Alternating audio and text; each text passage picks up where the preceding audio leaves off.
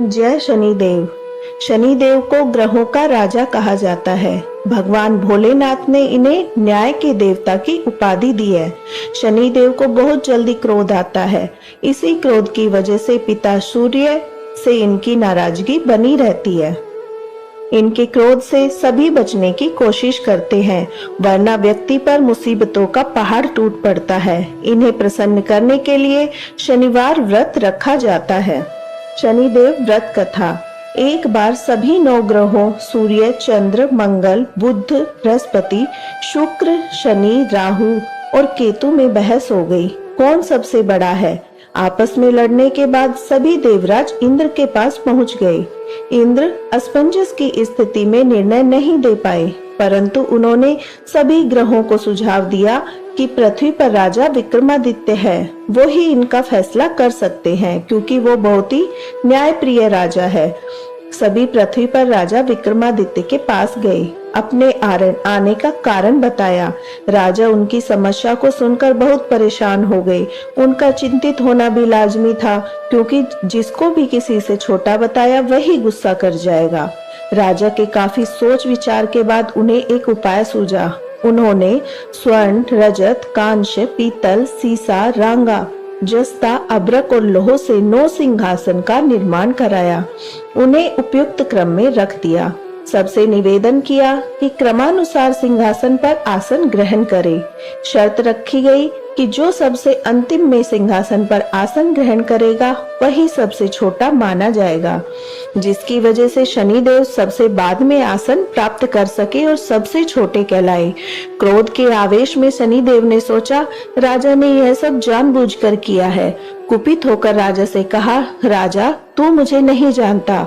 सूर्य एक राशि में 1 महीना, चंद्रमा 2.25 महीना 2 दिन, मंगल 1.5 महीना, बृहस्पति 13 महीने और बुध और शुक्र 1-1 महीने विचरण करते हैं, लेकिन मैं 2.5 से 7.5 साल तक रहता हूँ। मैंने बड़े बड़े का विनाश किया है। श्री राम की 7.5 आने पर उन्हें जंगल जंगल भटकना पड़ा और रावण की आने पर लंका को बंदरों की सेना से परास्त होना पड़ा। क्रोधित शनिदेव ने राजा से कहा, अब आपको सावधान रहने की जरूरत है। इतना कहकर शनिदेव कुपित अवस्था में वहां से चले गए। समय गुजरता गया। काल चक्र का पहिया घूमते हुए राजा की 7.5 आ ही गई। तब शनिदेव घोड़ों का सौदागर बनकर राजा के राज्य में गए। उनके साथ अच्छी नस्ल के बहुत सारे घोड़े थे। जब राजा को सौदागर के घोड़ों का पता चला तो अश्वपाल को अच्छे घोड़े खरीदने के लिए भेजा। अश्वपाल ने कई अच्छे घोड़े खरीदे। इसके अलावा सौदागर ने उपहार स्वरूप एक उस सर्वोत्तम नस्ल के घोड़े की सवारी हेतु राजा को दे दिया। राजा विक्रमादित्य जैसे ही उस घोड़े पर बैठे, वह सरपट वन की ओर भागने लगा। जंगल के अंदर पहुंचकर वह गायब हो गया। भूख प्यास की स्थिति में राजा जंगल में भटकते रहे। अचानक उन्हें एक ग्वाला दिखाई दिया, जिसने राजा की प्यास बुझाई। राजा ने प्रसन्नता में उसे अपनी अंगूठी देकर नगर की तरफ चले गए। वहां एक सेठ की दुकान पर पहुंचकर उन्होंने जल पिया और अपना नाम वीका बताया। भाग्यवश उस दिन सेठ की खूब आमदनी हुई। सेठ खुश होकर उन्हें अपने साथ घर ले गया। सेठ के घर में खूंटी पर एक हार टंगा था, जिसको खूंटी निगल रही थी। कुछ ही देर में हार पूरी तरह से गायब हो गया। सेठ वापस आया तो हार गायब था। उसे लगा कि वीका ने ही उसे चुराया है। सेठ ने वीका को कोतवाल से पकड़वा दिया और दंड स्वरूप राजा उसे चोर समझकर हाथ पैर कटवा दिए। अपंग अवस्था में उसे नगर के बाहर फेंक दिया गया। तभी वहां से एक तेली निकला, जिसको वीका पर दया आ गई। उसने वीका को अपनी गाड़ी में बिठा लिया। वीका अपनी जीभ से बैलों को हाँकने लगा। कुछ समय पश्चात राजा की शनि दशा समाप्त हो गई। वर्षा काल आने पर वीका मल्हार गाने लगा। एक नगर की राजकुमारी मनभावनी ने मल्हार सुनकर मन ही मन प्रण किया कि जो भी यह राग गा रहा है वो उसी से विवाह करेगी। उन्होंने दासियों को खोजने के लिए भेजा, परंतु वापस आकर उन सब ने बताया कि वह एक अपंग आदमी है। राजकुमारी यह जानकर भी नहीं मानी। अगले ही दिन वह अनशन पर बैठ गई। जब लाख समझाने पर राजकुमारी नहीं मानी, तब राजा ने उस तेली को बुलवा भेजा और वीका से विवाह की तैयारी करने के लिए कहा। वीका से राजकुमारी का विवाह हो गया। एक दिन वीका के स्वप्न में शनिदेव ने आकर कहा कि देखा राजन, तुमने मुझे छोटा बताकर कितना दुख झेला है।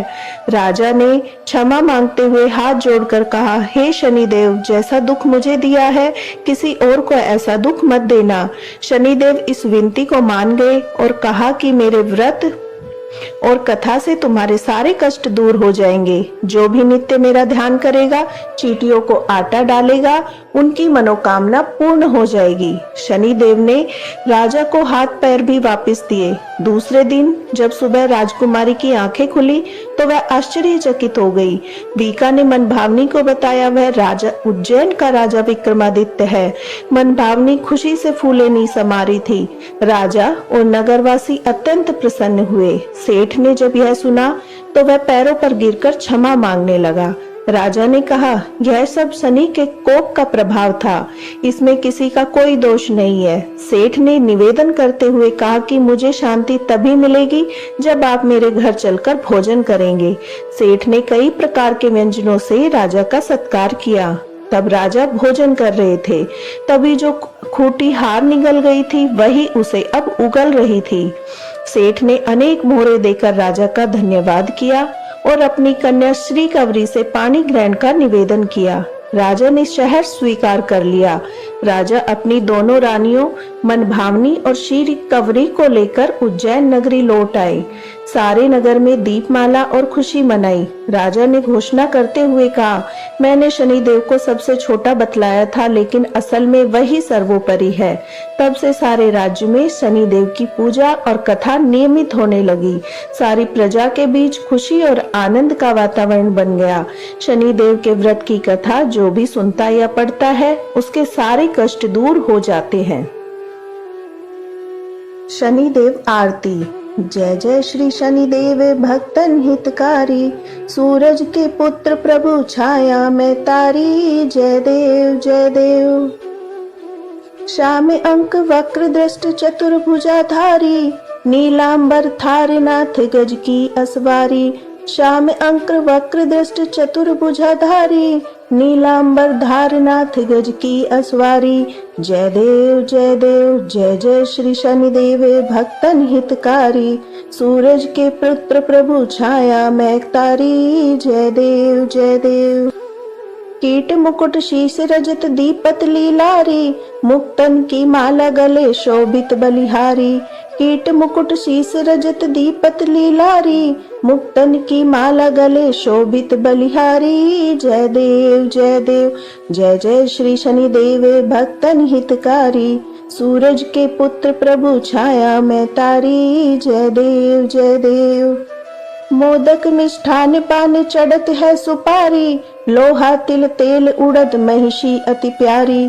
मोदक मिष्ठान पान चढ़त है सुपारी, लोहा तिल तेल उड़द महिषी अति प्यारी। जय देव जय देव। जय जय श्री शनिदेव भक्तन हितकारी, सूरज के पुत्र प्रभु छाया में तारी। जय देव जय देव। देव दनुज ऋषि मुनि सुमिरन नर नारी, विश्वनाथ धरत ध्यान शरण है तुम्हारी। देव दनुज ऋषि मुनि सुमिरन नर नारी, विश्वनाथ धरत ध्यान शरण है तुम्हारी। जय देव जय देव। जय जय श्री शनिदेव भक्तन हितकारी, सूरज के पुत्र प्रभु छाया में तारी। जय देव जय देव। बोलिए शनिदेव महाराज की जय। हनुमान जी की जय।